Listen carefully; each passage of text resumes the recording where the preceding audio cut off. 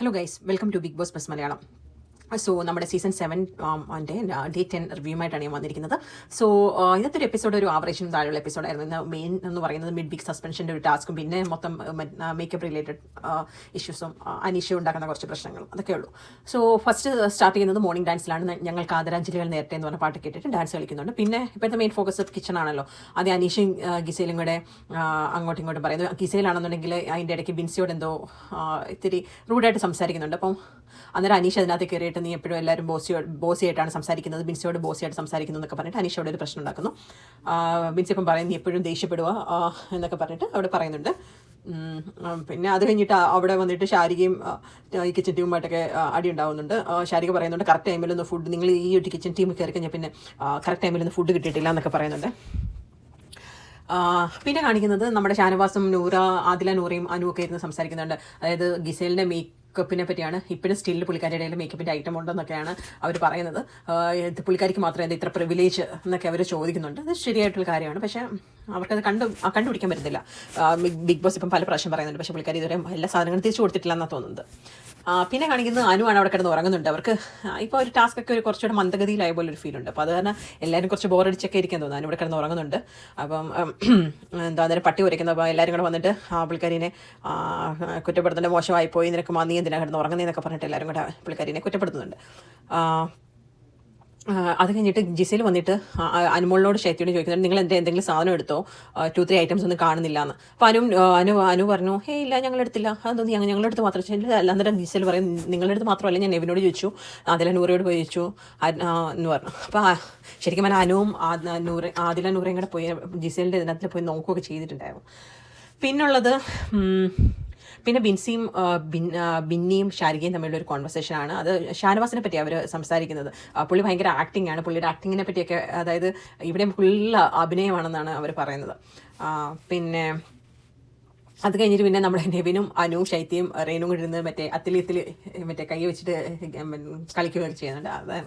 അപ്പോൾ അതായത് ഇവർക്ക് പ്രത്യേകിച്ച് ടാസ്ക് ഒന്നും ഇല്ലാതെ ബോറടിച്ചിട്ട് ഇങ്ങനെയുള്ള സംഭവങ്ങളൊക്കെ ചെയ്തുകൊണ്ടിരിക്കുകയാണ്.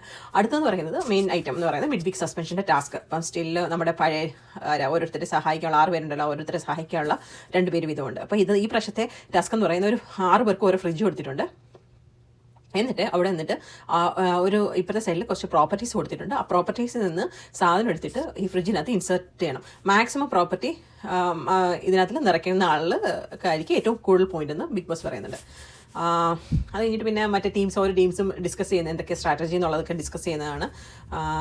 ടാസ്കിലാണെന്നുണ്ടെങ്കിൽ ടാസ്ക് എന്ന് പറയുന്നപ്പോൾ എന്നിട്ട് ഇവരാണെന്നുണ്ടെങ്കിൽ ഓടി പിടിച്ച് ചാടി പിടിച്ച് എല്ലാവരും കൂടെ വന്നിട്ട് പെട്ടെന്ന് ബസ്സറടിക്കുന്നു. പോയി സാധനങ്ങൾ ഏതാ വലിയ പാവയുണ്ട്, വലിയ ഡോളുണ്ട്, ടൂൾ ബോക്സ് ഉണ്ട്, പിന്നെ അതുപോലെ കുറേ വലിയ പെട്ടിയുണ്ട്. ഇതെല്ലാം അവർ കുത്തിക്കയറ്റാനൊക്കെ നോക്കുന്നുണ്ട്.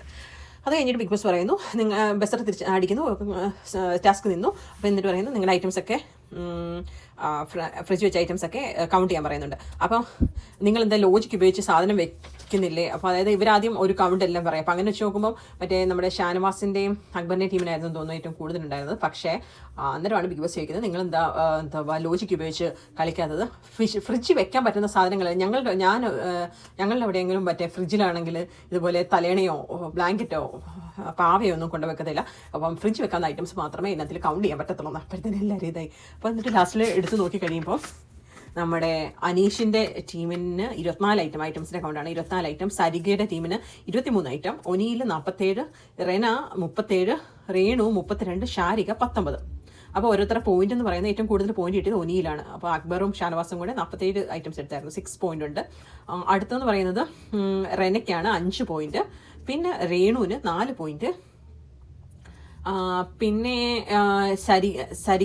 അനീഷിൻ്റെ ടീമിന് 3 പോയിന്റ്, സരികയ്ക്ക് 2 പോയിന്റ്, ഷാരികയ്ക്ക് 1 പോയിന്റ്. അത് കഴിഞ്ഞിട്ട് ലിവിംഗ് റൂമിൽ വന്നിട്ട് ബിഗ് ബോസ് ചോദിക്കുന്നു നിങ്ങളുടെ സഹായികൾ, ഞാൻ കേട്ടു നിങ്ങളുടെ സഹായികളിൽ നിങ്ങൾ അത്ര തൃപ്തരല്ല എന്ന് കേട്ടു.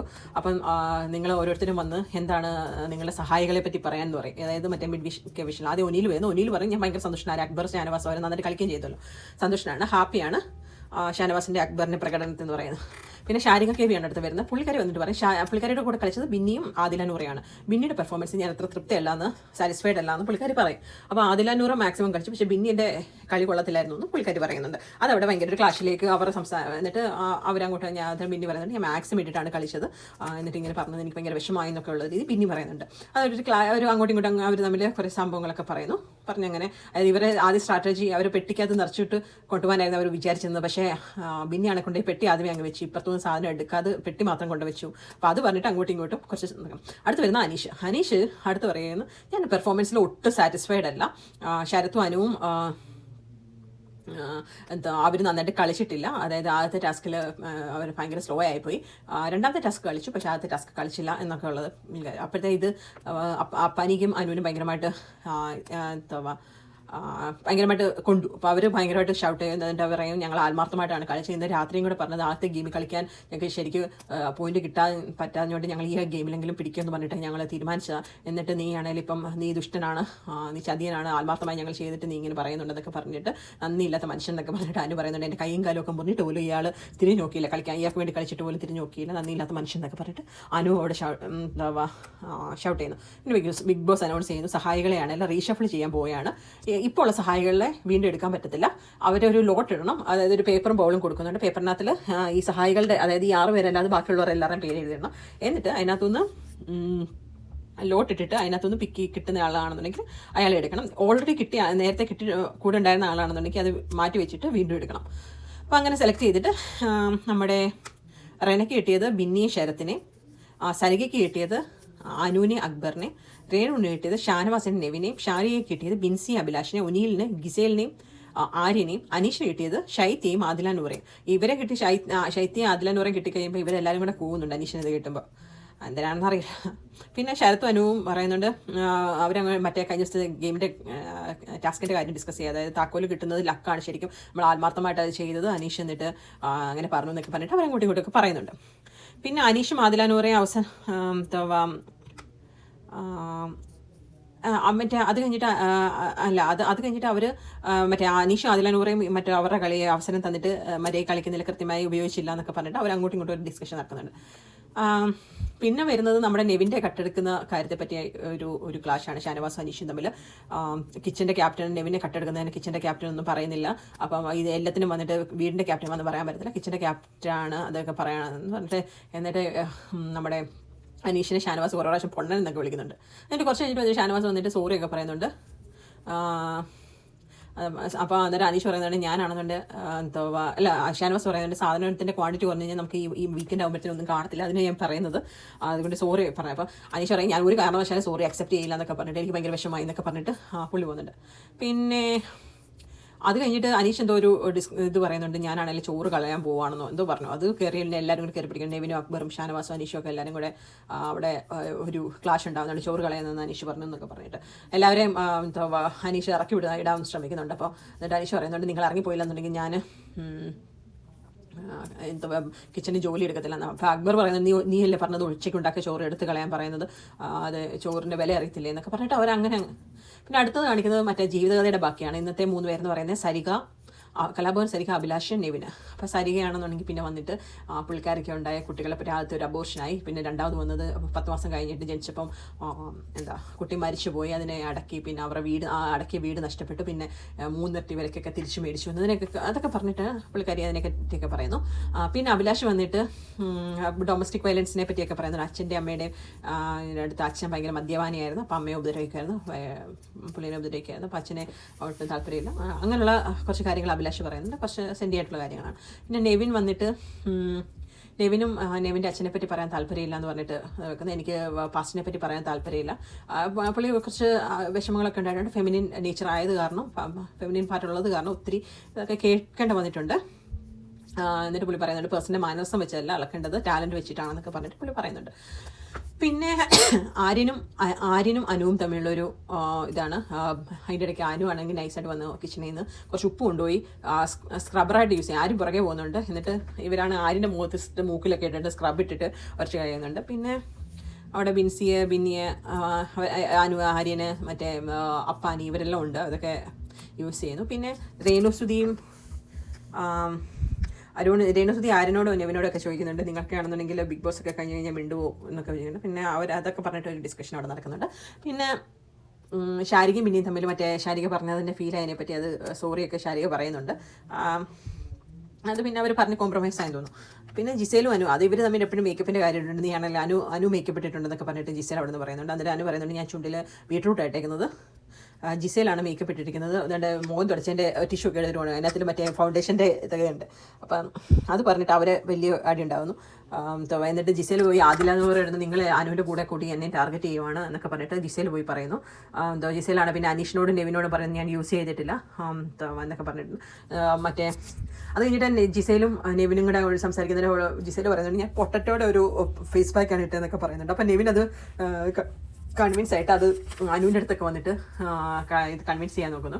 അപ്പം അന്നേരം ആണെന്നുണ്ടെങ്കിൽ പൊട്ടറ്റോ പാക്ക്, അന്നേരം അനുവാണെന്നുണ്ടെങ്കിൽ ആ ടിഷ്യൂ എടുത്ത് കാണിക്കുന്നുണ്ട്, ഇത് പൊട്ടറ്റോ പാക്കാണെന്ന് നിനക്ക് തോന്നുന്നുണ്ടോ എന്ന് ചോദിച്ചു. അപ്പോൾ അത് ഫൗണ്ടേഷൻ. അപ്പോൾ നെവിനൊന്നും പറയാനില്ല, ഡിഫെൻഡ് ചെയ്യാൻ വന്ന നെവിൻ അതേപോലെ തിരിച്ചു പോകുന്നു. പിന്നെ എല്ലാവരും കൂടെ മറ്റേ ജിസേലിൻ്റെ ഡ്രോയറിൽ മേക്കപ്പ് ചെക്ക് ചെയ്യുന്നുണ്ട്. അതിൻ്റെ ഇടയ്ക്ക് ഒനിയിൽ ആവശ്യമില്ലാതെ സപ്പോർട്ട് ചെയ്യുന്നുണ്ട്. ജിസേലിനെ എണ്ണ തേക്കുന്നത് ഞാൻ കണ്ടു എന്നൊക്കെ പറഞ്ഞിട്ട് ഒനിയിൽ സപ്പോർട്ട് ചെയ്യുന്നുണ്ട്. പിന്നെ അനു ശൈത്യങ്ങളെ പറയുന്നുണ്ട്, ഇവിടെയുള്ള ആൾക്കാർക്കൊക്കെ ജിസേലിനെ പേടിയാണ്, പെണ്ണുങ്ങൾക്ക് ആണുങ്ങൾക്കും ചേട്ടന്മാർക്കും എല്ലാം പേടിയാണ്, ജിസേലിനെ പേടിയാണ്, അതെന്താ അങ്ങനെ എന്നൊക്കെ പറഞ്ഞിട്ട് അവരങ്ങനെ ഡിസ്കസ് ചെയ്യുന്നുണ്ട്. ആര്യനും ഗിസേലും തമ്മിലുള്ള ഒരു കോൺവെർസേഷൻ അടുത്ത് കാണിക്കുന്നത്. അപ്പോൾ ഗിസേൽ പറഞ്ഞ് ഇവർ വന്നിട്ട് എല്ലാം ഞാൻ ആദ്യം മേക്കപ്പ് യൂസ് ചെയ്തുകൊണ്ടാണല്ലോ ഇവരെല്ലാത്തിനും എന്നെ ടാർഗറ്റ് ചെയ്യുന്നത്, ഞാൻ ഇനി ഫുഡ് ജിസേൽ ഇപ്പം മറ്റേ കിച്ചണിലുണ്ടല്ലോ, ഇനി ഞാൻ ഫുഡ് ഉണ്ടാക്കുന്നില്ല, ഇവരാണെന്ന് ആവശ്യമില്ലാതെ എന്നെ ടാർഗറ്റ് ചെയ്യുവാണ്, കുശുമ്പാണെന്നൊക്കെ പറഞ്ഞിട്ട് പുള്ളിക്കാരി ഇതൊക്കെ പറയുന്നുണ്ട്. പിന്നെ ഗിസേലും ആദിലയും തമ്മിലുള്ള അത് ഫുള്ള് മറ്റേ മേക്കപ്പിൻ്റെ സാധനമാണ്, ഡിസ്കഷൻസാണ് ഇന്നത്തെ എപ്പിസോഡ് കൂടുതലും. അപ്പം നിങ്ങളുടെ ആണെന്നുണ്ടെങ്കിൽ ടിൻറ്റഡ് ആയിട്ടുള്ള ക്രീം ഞാൻ യൂസ് ചെയ്തിട്ടുണ്ട്, ഫൗണ്ടേഷൻ ഒന്നും ഞാൻ ഇട്ടിട്ടില്ല, അല്ലാതെ അവിടെ കാണുമ്പോൾ അത് യൂസ് ചെയ്തിട്ടുള്ളൂ, വേറെ ഒന്നും യൂസ് ചെയ്തിട്ടില്ല എന്നൊക്കെ പറഞ്ഞിട്ട് പുള്ളിക്കാർ വരുന്നു. പിന്നെ അടുത്ത കാണിക്കുന്നത് നെവിൻ്റെ ആണെന്നുണ്ടെങ്കിൽ മറ്റേ പൊട്ടറ്റോ ആണെന്നുണ്ടെങ്കിൽ ഇങ്ങനെ അരിഞ്ഞിട്ട് മറ്റേ ഓവനകത്തിലൊക്കെ വെച്ചിട്ട് പൊട്ടറ്റോ ചിപ്സ് പെട്ടെന്ന് ബിന്നി അതിലൊക്കെ പോകുന്നുണ്ട്, പുള്ളി താഴെ ഇരുന്ന് മറിഞ്ഞു അടുക്കള ഇങ്ങനെ ഒളിഞ്ഞിരിക്കുന്നുണ്ട്. പിന്നെ ഓവനെ വെച്ചിട്ട് ചിപ്സൊക്കെ ഉണ്ടാക്കുന്നുണ്ട്. ലാസ്റ്റ് വന്നിട്ട് കാണിക്കുന്നത് പറഞ്ഞാൽ ജിസേൽ ബിഗ് ബോസിനോട് പറയുന്നുണ്ട്, എൻ്റെ കയ്യിലൊന്നും ഒരു മേക്കപ്പ് ഇല്ല, I am target for not reason, എനിക്ക് എന്നെയാണെന്നുണ്ടെങ്കിൽ എല്ലാവരും ഇവിടെ ടാർഗറ്റ് ചെയ്യുന്നു എന്നൊക്കെ പറഞ്ഞിട്ട് പുള്ളിക്കാരി ബിഗ് ബോസിനോട് പറയുന്നതായിട്ടാണ് കാണിക്കുന്നത്. ഇത്രയൊക്കെ ഉള്ളായിരുന്നു ഇന്നത്തെ എപ്പിസോഡ്. പ്രത്യേകിച്ച് കാര്യങ്ങളൊന്നും ഇല്ല, ആകെ മേക്കപ്പാണ് മെയിൻ വിഷയം, അത് മാത്രമേ ഉള്ളൂ. അല്ലാതെ വേറെ കണ്ടന്റ് ആയിട്ടും വലിയ കാര്യമായിട്ടുള്ള കണ്ടന്റ് ഒന്നുമില്ല, എന്ന് ഈ വെറുപ്പിക്കലിനല്ലാതുള്ള കണ്ടന്റ് മാത്രമേ ഉള്ളൂ ഇന്ന്. അപ്പോൾ ഇത്രയേ ഉള്ളായിരുന്നു ഇന്നത്തെ റിവ്യൂ. അപ്പോൾ നിങ്ങൾക്ക് ഇഷ്ടപ്പെട്ടെന്നുണ്ടെങ്കിൽ please subscribe and thank U.